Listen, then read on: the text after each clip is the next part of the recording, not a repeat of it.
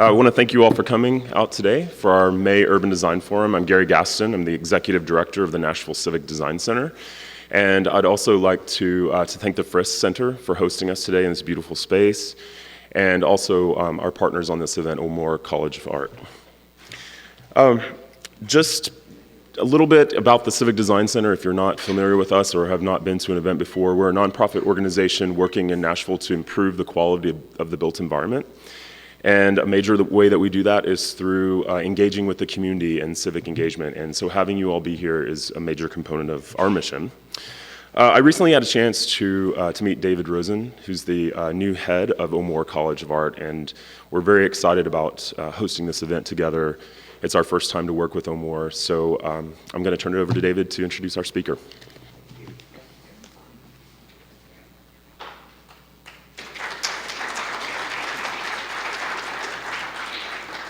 I don't have Kulapat's bio memorized, so I have a piece of paper, and I hope I pronounce everything correctly. But before I begin, I have many people to thank for this day, and prime among them are Gary and the folks at the Nashville Civic Design Center. It's a wonderful organization. I'm glad that we have some connection with it now, as well as Ann and the folks at the Frist who have helped make this possible. So thank you very much for letting us be partners with you in this event. I think it's going to be a wonderful talk.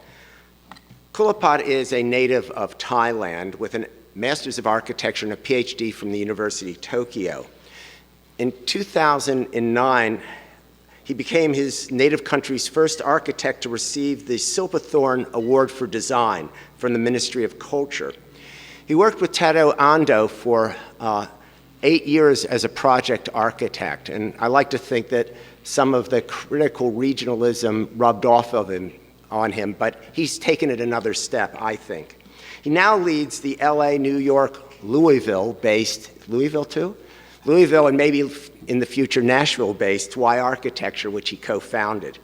In March 2016, his firm completed the long-awaited Speed Art Museum in Louisville, Kentucky, and Y is currently competing for the opportunity to work on redesigning the Pershing Square in downtown Los Angeles, creating a home for the newly conceived Latvian Museum of Contemporary Art in Riga, and expanding the Albright Knox Art Gallery in Buffalo.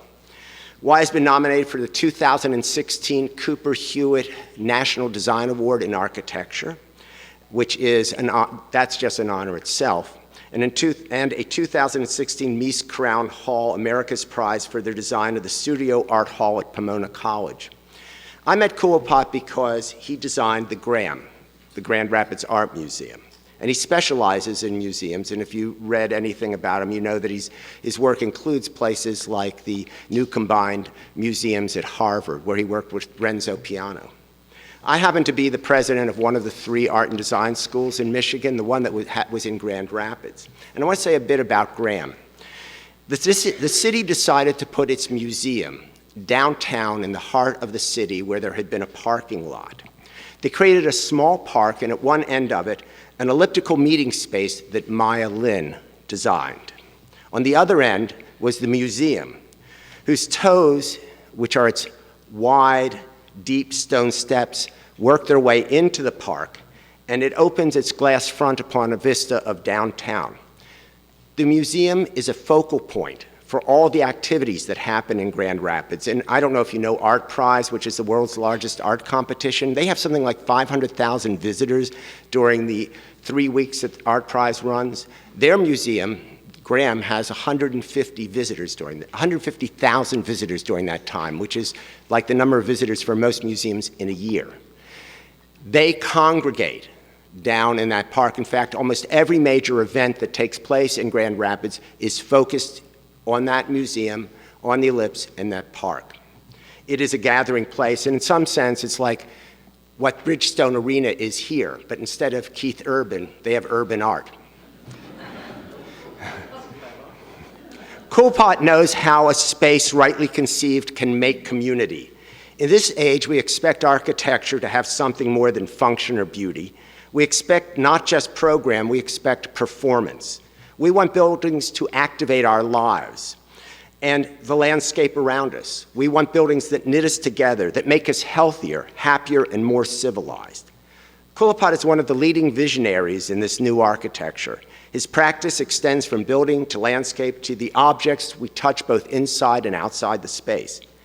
It's a real pleasure to welcome him to the stage, to the Frist, and to our amazing city, a city full of possibilities and dreams that are being actualized all around us.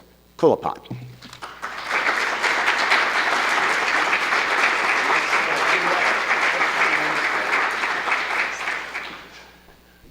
Thank you very much. It's such an honor. I should have taped that because that's perfect introduction, so I can use that forever.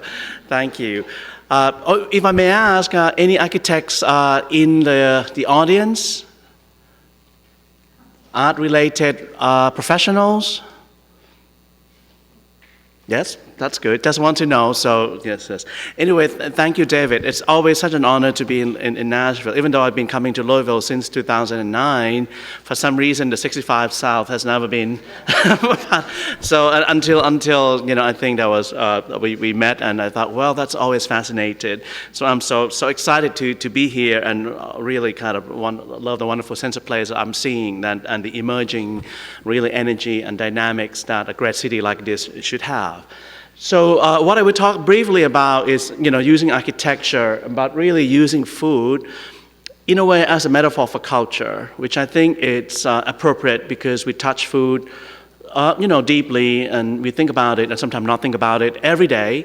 And I think how that thinking can help to make architecture and design in general become, no pun intended, palatable for the public, and really bring people together, like what culture should do, and how architecture can really integrate itself back again into people's life and sense of, consciousness.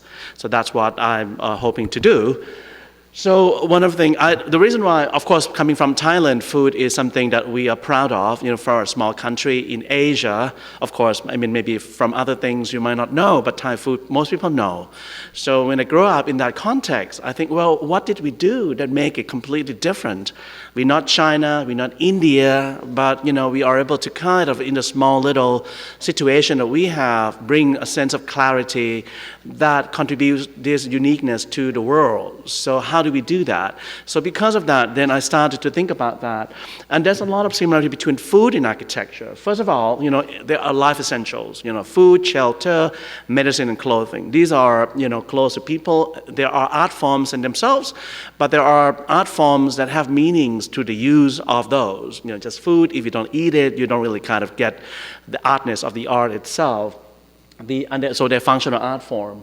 At the same time, they really focus a lot on ingredients, on how you transform ingredients, space, materials, people's activities, programming, how you roll that all into something that's magical. And that's, the magic of our business and of our trade. And what I like, which is good, is that, in a way, for food, you almost cannot bullshit food. Because, no matter you can try to make it look good or not good, if you taste it, they have an instinct, they have an understanding of whether food is that good for you. Architecture doesn't have that level because we still, have a lot of, going on. So I like the idea that food has such an intimate relationship to people in a way that architecture used to have. But now architecture has become more of a visual tabloids that people do not have a direct relationship, because maybe most people do not commission or be able to control architecture to the way that they can control food. So that's why I'm thinking, well, let's see how this can change the relationship. Let's make architecture, a common, people have decisions and opinions about architecture itself. And so just looking at how architects have, moved on, we heard about these. I think we're still living in this less is more kind of mantra that happened, from the mid-century, the highest point in American architecture. And then you have postmodern, which is less is more, right? Which is the postmodern of the 80s and the 90s come in and start to kind of wash everyone's like, well, let's make anything that have meanings. And then you have Philip Johnson, who's like, well, I'm just a style whore. I can do anything. All of these is becoming, and one of the things is that architects are very good at wanting to define what the world wants. We're in the process of branding. We all are in the branding business. So because of that, it's important to do that. But once we do that, we actually lost our connection to the world, to life, because architecture, for many architects, become a self-expressing media using someone else's money. So I think that's something that become more and more of a problem because the people that use the building or even pay for the building sometimes are not involved in that vision. It comes from buying a brand that you plop into a place, and all of a sudden, it becomes something that people want to come and look at, which is known as a billboard effect. And we all know that it's kind of always gone.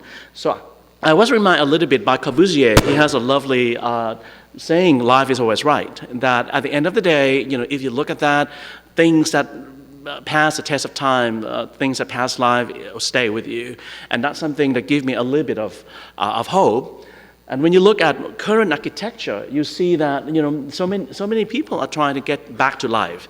In terms of the forms, you see biomimicry, you see anthropomorphic architecture, you see green architecture. There's a cry for help for architecture to connect back to life again in a way that it's not an artificial product landed by the UFO or the aliens, but it's created by people, by the community.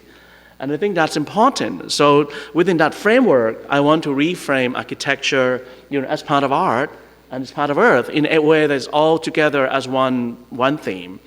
And now back a little bit about who I am. So back from the Thailand and Japanese thing. So I was born in Thailand. Most people might not know where Thailand is. It's this country over here. It's in an area called Indochina, which is, in a way, literally between China and India. So this Indochina situation is, like when you're in a middle seat in coach on an airplane with two big people on both sides of you. So, you can see that. You're getting, and you get squeezed from left and right? So you need to behave. You're a small person between two big people. So because of that, Thai culture and Thai food reflect that. It really reflects the kind of influence from both China and India, but really picking in and trying to define within this kind of flexible, nimble aspect, what can we do to cook, to make culture. Japan at the end is at the edge. He's one that, that dude in a way back in the last row by himself. Japan is an isolation. So his food talked about refinement, about singularity, about isolation, abstraction. And when you look at the two food, it's very clear. So a little of my background that David kindly introduced. So I spent around 15 years in Japan. I studied there and also worked there. This is my mentor, Ando, with his lovely dog, Corbusier. So I think, and this is the office, which I worked for 8 years very closely with him on so many projects around the world. So it felt a little bit, his office felt a little bit like a Zen monastery and sweatshop combined. So anyway, coming back to that. So Japanese food, like we talked about, and reflect who they are and what kind of cultural production. It's always about order and clarity. That's why architects love Japanese architecture. Modern architecture looking for models outside of Western civilizations. Look to Japan and say, wow, that's what modern architecture looks like, because it's so clear, it's about refinement, it's so strong, the kind of thoughts is there, it's all strength by unity. At the same time, Thai food is the opposite. Thai food is really diverse and fun and mixing, and nothing is a rule. It depends on what you have, and you go with the flow. Japanese is about depth, about one thing at a time, but very strong. Thai food is about everything at the same time. You have salty, you have sweet, you have salt. Everything has to be in that, otherwise it's not good. Yeah, and what I'm saying to you now is that I think we're moving away from architecture as Japanese food into architecture as Thai food. Because I'm sure that those of you in the architectural profession we started from the less is more, from the clarity of thoughts in structure, in ideas. We love singularity, we love clarity of thought. At the same time, we're living in a world that there's a lot of diversity, there's a lot of agendas that are on the table. We need to be a good listener. We need to be a cook who not just cut the sushi and serve the singularity of the sushi.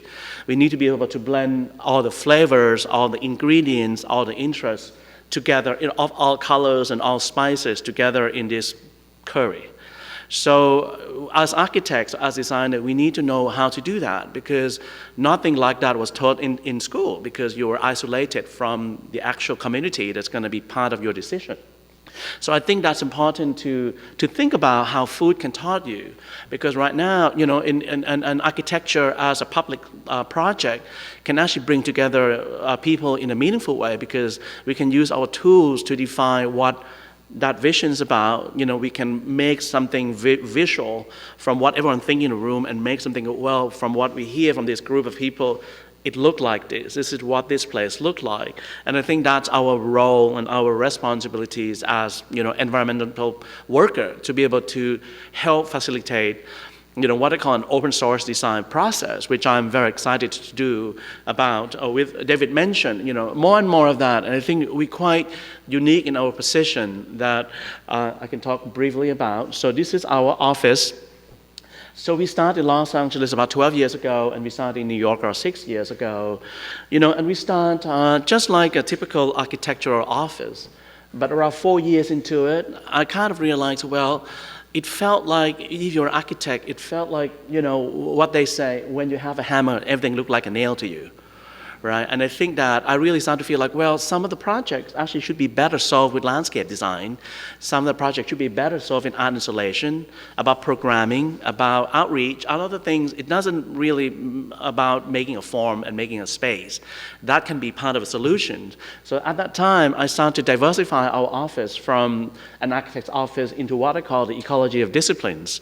So we have, you know, we have buildings, which is architecture in the common sense. We have grounds, which is landscape and urban planning. We have objects, where we have artists that work with us to make furnitures and art installations, including many other kind of fun follies and other things to engage with people. And we also have ideas that we have social workers and urban planning to talk about, you know, process of engaging communities and how to bring people together into the process. So we want to go from a hammer into a toolbox, because we think that in the world that we live in today, having a hammer, no matter how good that hammer is, will not help to get the complexity of the problem we need to face with. So this is kind of a random variety of what we do, from an exhibition design to a museum to a house to an object, all of that. And all of these come from the same group of people. We don't have silos. People that work on buildings also working on, you know, skateboards. People that work on exhibition design also work on installation of art and so forth. So we bring together. And one of the things which is very unique that I really want to encourage people to want to try is that the ideas and the design process doesn't stop with our office. For example, Pershing Square competition that we're competing with, we're one of the 4 teams final. And we are labeled the Y card, because what we did is that instead of saying, well, we actually know what to design for the square, we said we want to reach out to the best minds in the city that we know, and we want to facilitate the process with them. So we have art collectors, artists, you know, anthropologists, economists, and all the other peoples together, and they actually design with us. We're not just reaching out for them for lip service or, you know, just to be engaged, but we're actually looking for them to bring ideas to the table that we can help to transform that ideas into visual spaces and experiences. So I think that, honestly, I think it's the future of our profession, that we're moving from architect as design professional to architect as a social connector, who actually help to facilitate conversations within a given community, leading the whole group of people towards solution that everyone's aware of. And I think that, of course, we need a very good, enlightened community to do that, but I think it's there. Anyway, so some of the projects. So this is the Grand Rapids Art Museum that David mentioned, which is the first LEED Gold new museum in the world, just opened in 2007, and really quite transformed downtown Grand Rapids into a place that it didn't have in the beginning. It became a gathering space, more than just for art. You know, I work a lot in museum, and you know, we can go on and on about museum is a 19th century building type that is in need of help in the 21st century. You know, how does it connect? You know, people are looking more than just looking at paintings on the wall now. People want engagement, people want experience, people want inspiration, thought-provoking ideas. So all of these is coming to a museum building type that is really defined. I'm very excited to see at the Fritz, because you're a Kunsthalle, you have exhibitions, you have engagement, you have art education, and I think that to see that how the community come here for all of diverse reasons is why, you know, a museum or art center has to exist within any city. So that's that. And then we really talked about, because we, anyway, so we really thought about how it, from the global urban perspective, because we want to be as green as possible. As David mentioned, we work very closely with Maya Lin and her supporting team to kind of create the integration between the park and the building.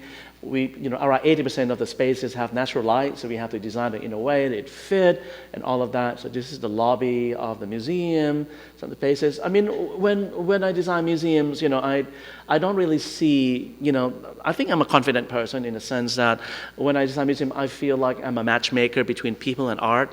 So I want them to meet in the most wonderful environment. I want to introduce them, and then I leave the room. I don't need to be there to kind of, most architects who design museums do not want to leave the room. They want to be there. They want to be like me, I'm here. I'm part of these because I'm an artist as well. Even if you are confident as an artist, sometimes you can also shut up. So that's part of, being a good, which I think is the case because we're sheltering other people. We're sheltering all arts under architecture. We're sheltering people's conversation. We're sheltering experiences. So the more you're there, the less they can take part in their own experience. And that's something that I think it's crucial to be confident about. So, we're looking at how, the aspect of ecology can be done in a simple way. So we talk going back about the elements. The earth is about the use of materials, recycle, and local materials. We have a lot of water conservation at the Grand Rapids Art Museums. We take all of the snow water and rainwater, and we have a big water feature because I think that in an art museum, all of the social messages has to come with beauty. People have to look at it, oh, that's so beautiful. And then they understand, oh, that's water that we're collecting. It's going to go to the bathroom. It's going to go to the planting and all of that. So that's a message because you cannot just give the message without the experience of beauty. And I think that's something that's important in a museum context.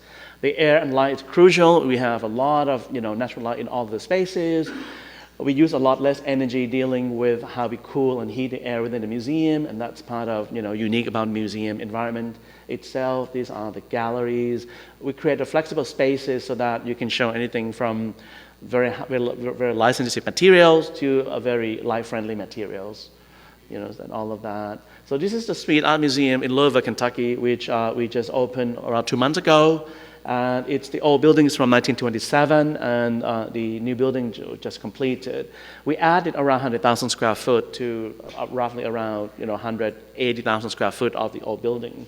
And it sits on the, it's not belonging to, but it's sitting on the campus of University of Louisville. So that's on 3rd Street itself, in the context of the university itself. So this is a museum when Mrs. Speed built the museum as part of a memory to her beloved late husband. It's when we started. So I was channeling Mrs. Speed a little bit, that's her over there. So it's like, well, how do museums grow, right? I mean, in a way that museums always have to grow because you always have to, engage, you're lucky you don't have to collect here because if you collect, it's another nightmare that you just keep getting bigger and bigger and bigger. It's a painful experience of, having stuffs. So then some museums grow like a toad. It just kind of inflates itself to make it look as big as it can. The grand it is, the better. Some museums grow like Frankenstein. You have the body from one generation, one architect. You have another wing from another architect. You have another limbs from another architect. So it just feels like this funny social being that's never resolved into its own animal. It becomes that. So I was thinking, like, well, this is kind of a sad growth for such an important institution. So we need to look at different options. So that's when I was looking about acupuncture. And I was actually being interviewed for the Speed, and I was thinking about, because when I was in the Speed, before we started the work for the interview, and I was talking to one of my clients who's an art collector, and he asked, well, what do you feel about that?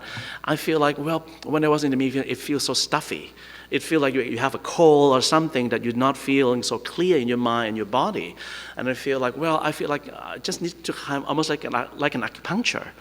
And he's the one who said, oh, that's a good word, you should use that, which I did. So I think, acupuncture is a little bit of how I deal with, existing buildings, because it said a lot of good things in the sense that it believed that something has a life, right? It believed that an old building or an old institution has a life, it has a soul that exists before you and it will exist after you. So you only touch it for a very short time. You really bring that life to clarity, to a better health by your intervention. You're not trying to just doing something short-lived. When I was interviewed for the newspaper, I said, well, an old museum is like an old grandmother. You're not going to put her in a miniskirt just to make fun of it. You want to think long-term. You want to think about how you can help her communicate with younger generations and move on beyond your time, because she will move on beyond your time. You only touch her for a few decades, but any great museum will move on to the future. So that's kind of part of acupuncture means. And I think at the speed, we try to do that. We're looking at acupuncture points around the museum. So that's the original 1927 building. We're adding around. And part of this is really trying to make that building connect to the communities and to the city. Because museum like the Speed was designed as a temple. Most of the museums are built in the early part of the 20th century were temple of cultures, because that's what it is. But throughout the process, that temple becoming a fortress, it became a place that people feel intimidated to get in. Some people are not even, allowed to get in when they were growing up. So a lot of these are becoming a problem for museums in general that become a temple. So we have to detempolize that museum and make it more of a community, make it more of an open experience for everyone. So this is part of, we do a lot of little acupuncture around it, but the biggest part is where the new, we call it the North Building, which is in lobby and more gallery spaces, that and really open up the building itself. This is existing before we intervene with it. This is very open of it, creating indoor-outdoor, and we added around the old building to really not only extend and connect the old building better to the city, but also make the spaces of the old building better use. Some of these. So this is the photograph of the building, like that over there, and we have a strong connection there. Again, we also do a lot of work relating to old buildings. For example, we collaborated with the Harvard Art Museums and Renzo Piano, who was the design architect for the project, to reinstall and envision the three separate museums at Harvard into one, under one roof called Harvard Art Museum. So we talked, in this case, we did not do the architecture, we only work with the gallery design and art installation. And that's kind of how we work with that, to really bring people into the picture of telling the story of the collections and many other things around. We try, the kits of parts that make it flexible for people to use it in different galleries and all of that. We also work a lot at the Art Institute of Chicago. Since 2005 to 2011, we renovate and reinstall almost all of the old buildings from 1897, which is that one, all the way to the modern wing, which is, again, another Renzo Piano expansion. So we work, I did that. So we work with the curators and the executive team to redefine how the different art collections under one roof make sense for people that come to visit. So just want to let you know that we deal with the hardware, we also deal with the software into how we focus on the experience of people that come to see all these things. So we install around 10 galleries around towards the time. So this is also Art Institute of Chicago, all of that. So we have another project that we are under construction, one part of it, which is, and this is an exciting part because it combines all of the work of our 4 workshops together in one project. So we did the master plan for a place called Jackson Park, which is a historic park in the south side of Chicago. I'm putting Leo here because I know that everyone perked up when you see him. So this park, and this part of that is, anyone read the book The Devil and the White City? Yeah, so it's a venue of the Columbian Exposition. So it has a very loaded historical context of Olmsted and Burnham, who master planned that. The buildings are gone, but the Olmsted character of the landscape still exists. So we're working with Olmsted experts and the local communities to transform a rather unused historical park into a vibrant, community and international destination for nature and culture. So this is that. So the Museum of Science Industry is actually a new building rebuilt after the expo, and all 127 acres of land, we master plan, and we have different zones that we started. We collaborated with Yoko Ono to create a meditation garden over here. That's under construction, opening this November. And this is the second phase, which is the park pavilion that I designed together to be used with the music court, which is an Olmsted design music court that already exists but never been used. And so we're going to design a building that it's around 25,000 square feet of a park pavilion that on the back side of it function as a stage and back of house for the music court. It has a museum, a coffee shop, community rooms, daycare, music rehearsal, you name it, into one place. It's replacing where the parking lot is right now. And also it has a beautiful view look towards the basin as well as the Museum of Science Industry towards the north. And from the museum, you can look back and understand kind of the concept of that. The last project is actually the first project that we started in the project in the office 2004, which is finally under construction. And talk a little bit about food in the sense of ingredients. So it was a bridge crossing the Ella River in Los Angeles. And this is what Los Angeles River looked like on a good day. It's very deserted. It was actually a river that was concretized and made into an irrigation channel. And now there's a lot of processes trying to change this back into a river as we know it. So that's part of that. And because it looked like that, no one cared what people do to it. So trash going to it, there's always a problem. It's such a disgrace for a city as big as Los Angeles to have this scar running through the city. So I was commissioned to design a bridge to cross. It's around 120 feet. It's not a big bridge at all, but it crossed and become a viewing platform for this mural, which is called the Great Wall of Los Angeles, which is a public art that painted on the inside channel of the river 40 years ago that talked about the history of LA through the use of water. Because anyone watched the movie Chinatown, remember the water and all of that? So water has such a big, kind of painful story with Los Angeles even now because we're in a drought. So that was part of that. But when I went to see the site, which obviously doesn't look like this, not a lot of water, I was very upset because there's so much trash. There's a dead cow, there's a chopping carts and tennis balls and ties and things like that. It's like I was so angry to the point that I felt like we need to build the bridge out of the trash that people throw into the water so that it can kind of give it back to them. It's like, well, this is how you treat the water. This is how the river is going to treat you back. So I proposed to build the whole bridge out of trash that we collect on the river, which we are. So we then, it was more of a angry statement to kind of really show how we treat nature. And nature, but when I proposed it to the city, they really loved it. They loved the idea that, like people, they can bring children and teach children about trash and things like that. So then we kind of developed these layers, almost like an excavation. So, your grandfather's level trash is over here, your parents' generation's trash is over here. So you talk about the idea that things never go away. Things always get buried in the ground. And then once you excavate it, you understand that we need to deal with this with a long-term process. So we finally get all the monies and all the 50 permits we need to build this bridge. And so we are under construction now. So I will come to an end of our talk, and thank you very much. And this is our team in New York and LA. Thank you.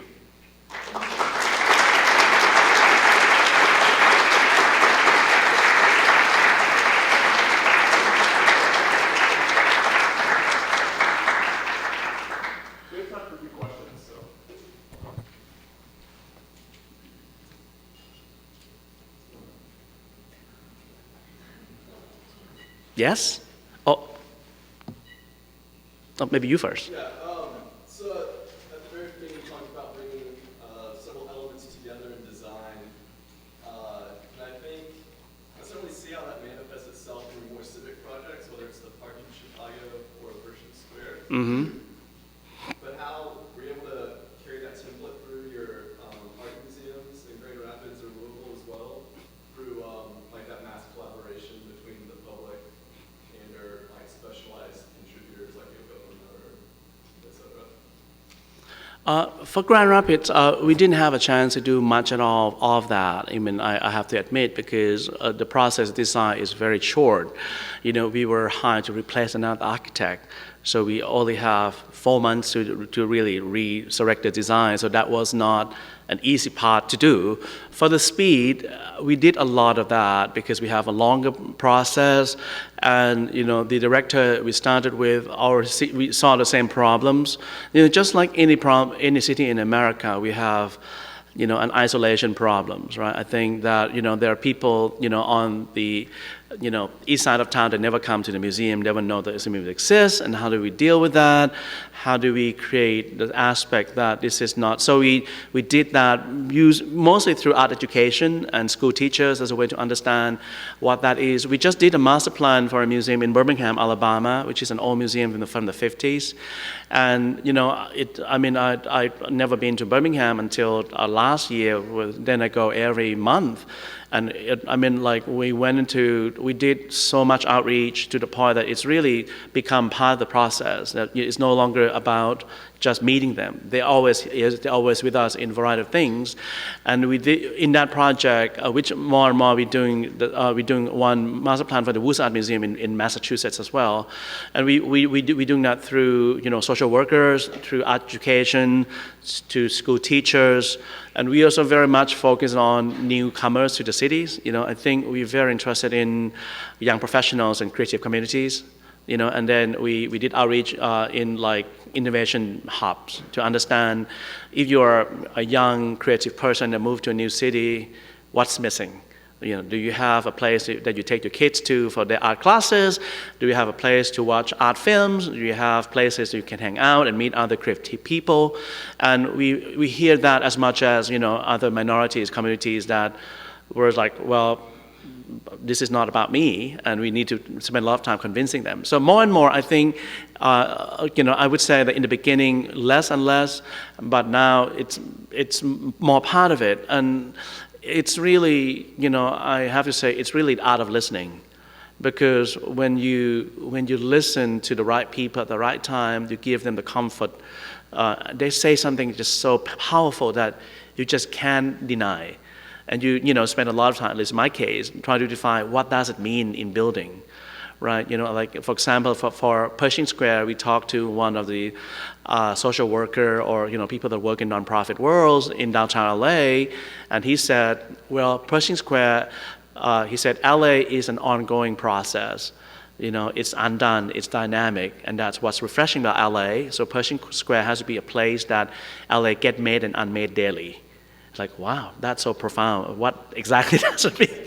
You know, and then we pose a question back to other people. It's like, well, what does it mean to not be fixed? What does it mean for this place to be, so, and in a way, you know, I think, yes, more and more we're doing that. And even we're using, even when we do something less public, you know, even, for example, we design college buildings and other things, we're also using that process because I feel like, you know, like we talked about that at dinner yesterday, that it's like cooking, that the cooking time is very short, but the marination takes forever, right? So you have to marinate your mind into good stuff, good ideas, good statements, good quotes, and don't let your mind go directly to grilling.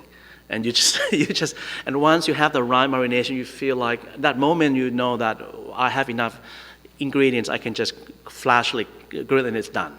And I think that's the case because it allowed all of the other influence to come through your process of design. Yeah. I think you have a question.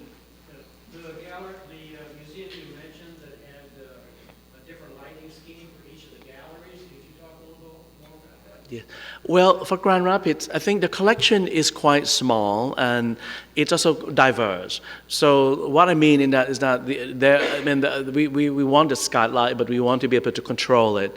So that particular gallery design for that museum, it has an aperture of a skylight and the ceiling height from 14 to let's say 25, so that, you know, a small works on paper can look okay in the scale of the room, and a big sculpture can look okay as well. And we have the flexible use of the skylights. You can go from 100 100% open to completely black out without having to get someone up and, putting blanket over skylight. So we kind of built it on this system so that, I think, I'm sure you know that in the museum world, natural light is loved, but also kind of at the same time, very scared at the same time because it's very difficult to control. We all, social animals, we want natural light, but art doesn't like light because it degrades the art. So that's something that we need to, for that project, we found a flexible system that allow a small staff of people to be able to use it and adjust the light to what they need. Yeah. Yes? In all of this, you haven't mentioned money. I haven't heard. I don't mean your fee, I'm assuming that these are combinations of public money and private money? Oh, And how might you dissuade someone who is a major private donor, who might want a more classical style building, and how do you convince that person to go with something more? yeah. Well, I think that's a good question, and I think that I spent a lot of time doing that. I think the key word on that is really trust. Because I think when people are involved in a public project, whether it's a museum or a park or any other things, there's a sense of we need to step out from our comfort zone. We need to kind of get out from our preference to be able to define that. So there's two things, right? And I think that philanthropy in culture changed so much because not everyone, the golden age of art collectors are done. There's not the Rockefeller, or not that day, but something like that, it will give you 100 million, 50 million just to do what they want. So, and people give for different reasons. And the New Wealth are very interested in smart investment, that they want to support the city, they want to support education, they want to have an impact. So you're in the impact producing business rather than a legacy building business, which it used to be. People want things to be named after them because the legacy will stay on. Once they pass away, it'll still be there. And that still, to a degree exists. But more and more people are interested in how can I make impact with my money? Like, do I making any changes in my city? Do I appear to be smart at spending my investment? Because thanks to the US tax deduction system, we have that private philanthropy that we need to tap into. And so people, in any given museums, people give because they love the city. There's a civic pride. People give because they believe in education. People give because they love nature. People give because they love sustainable design. For example, Grand Rapids, I would love to do the green design in the beginning, but it didn't start with me. The main donor said, I'm not much of an art collector, but I believe in the green future. So I'm going to give you $50 million if you make this building as green as you could. So that was something that, I think not that had happened very often, but I think once you open up to that, people are always willing to give if they see that their agenda are being incorporated into the design. Yeah. Oh, yeah. I first want to thank you, Mr. Kulapat, for your wonderful lecture. So I guess one of the things that really interested me was how you said that you're really interested in sort of understanding the context and the history of these particular architectural pieces that you're making. And yet often, sometimes those visions are interfered with and compromises have to be made by various constraints. So like a good example, I guess I think in terms of fine arts, so like Andy Goldsworthy's commissioned to make Stone Sea in St. Louis Art Museum between the modern wing, which was by David Chipperfield, but he has to make it in a very, very small constrained space. I'm interested to know, well maybe I'm a glasses half thinking person, but what are the most common constraints that you've found in sort of directing your vision in these large projects, besides like obvious things like money, things like that? Thank you. Mm-hmm. Thank you. Well, I think communication is really at the central of our endeavor, right? I mean, I always use a Tower Babel as a metaphor in the sense that you actually have the capacity to build something, but communicating at the end will kill you if you don't do it well. Because it's not about money, it's not about resources, it's not even about interest. Because, it's like almost like a Chinese kung fu.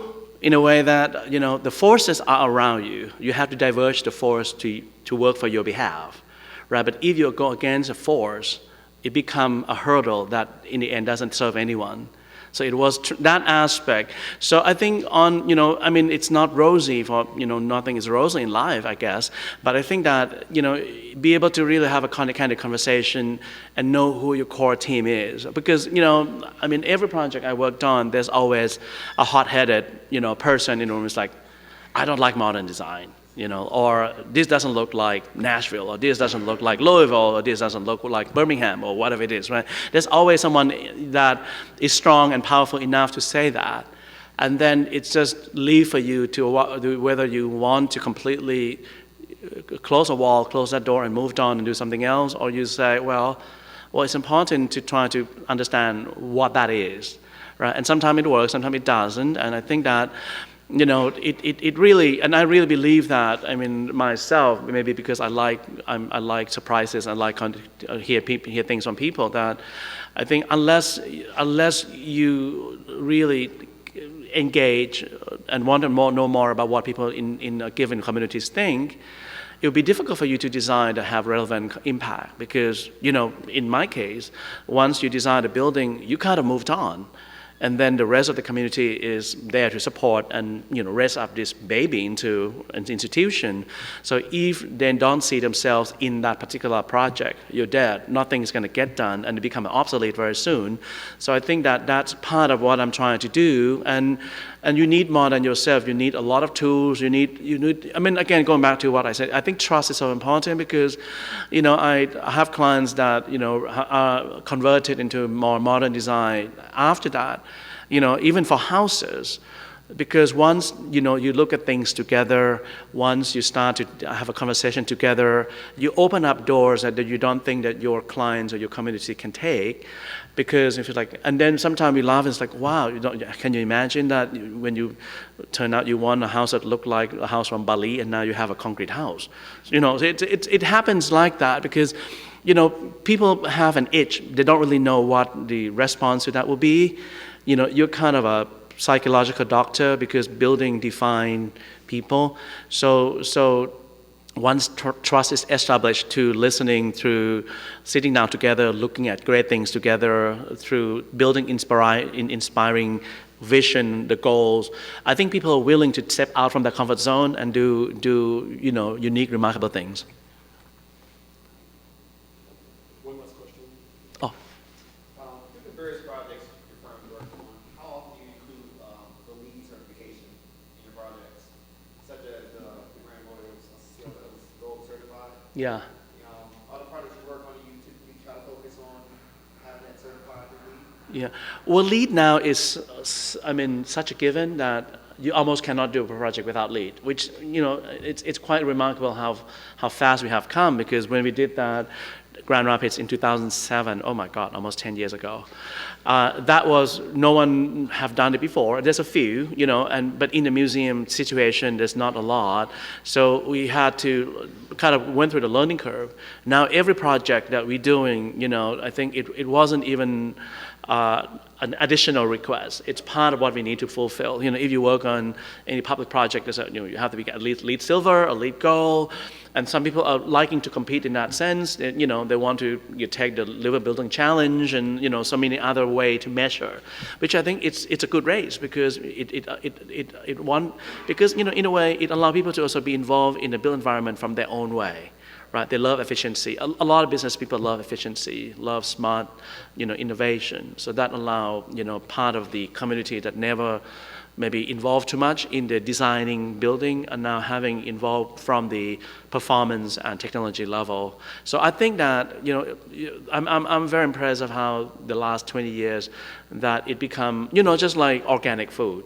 Which, like 20 years ago when you say organic in a place, like what's going on with you? And now, you almost cannot find a non-organic food unless it's really greasy, So it's a very, how conscious, and I think coming from outside America, it's such an American thing, because it takes forever for French to eat kale, right? When we go to France, like kale, what kale, right? I mean, like now in America, kale's everywhere. It's ridiculous how we as a group are very conscious about our standard, and once at the point it becomes such a widespread thing. And you also need to know that you have such a big impact on the world. I come from the world that was part of, the recipient of American culture through fast food, through music, through movies, to everything, right? So it's difficult when you're in America to understand how much impact you have outside. It still exists, even though, I think other powers are doing that. So I think it's really responsible for us here, to set the tone of what we do in a smart and, kind of intelligent way. So because of that, now, LEED has become a global thing, even though when it started, it was behind. Germany has a much better green measuring system. The Brits has been starting on the green architecture at least 30 years before us, but now LEED has become an international measure for environmental design because of who we are.